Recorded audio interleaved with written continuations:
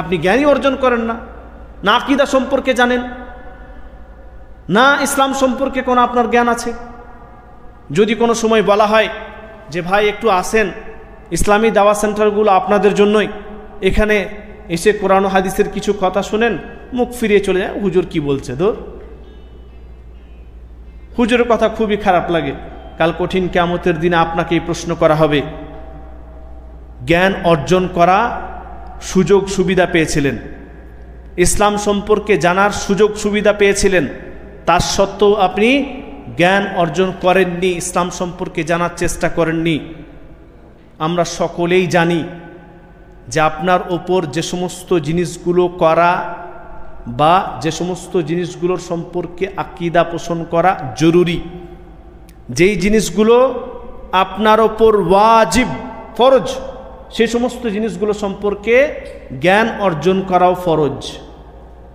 তালাবুল ইলম ফরিদাতুন আলা কুল্লি মুসলিম, তালাবুল ইলম ফরিদাতুন আলা কুল্লি মুসলিম।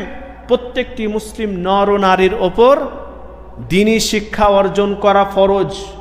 কমপক্ষে আপনাকে ততটুকু জ্ঞান অর্জন করতেই হবে যতটুকু না করলে আপনি ফরজ আদায় করতে পারবেন না। ফরজ আদায় আপনি করবেন, সালাত আদায় করবেন উদাহরণস্বরূপ, সালাতের আরকান, সালাতের রুকুন, সালাত কিভাবে পড়তে হবে, আল্লাহ রাসূল বলেছেন সাল্লু কামা রাআইতুমুনি উসাল্লি, তোমরা নামাজ পড়ো সেভাবে যেভাবে আমাকে পড়তে দেখেছো। আপনি তো আল্লাহ রাসূল সাল্লাল্লাহু আলাইহি ওয়াসাল্লামের নামাজের ধরনই পড়েননি এখনো পর্যন্ত। রাসূল সাল্লাল্লাহু আলাইহি ওয়াসাল্লাম কিভাবে সালাত আদায় করেছেন সেটা সম্পর্কে আপনি এখনো পর্যন্ত কোনো বই পড়েননি, আর আপনি সালাত আদায় করছেন।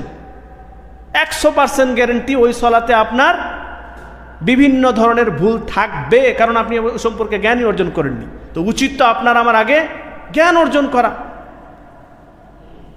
কিন্তু আমরা জ্ঞান পিপাসু মানুষ নয়, দ্বীনি শিক্ষা আমাদের কাছে ভালো লাগে না, কোরআন ও হাদিসের কথা শুনতে ভালো লাগে না।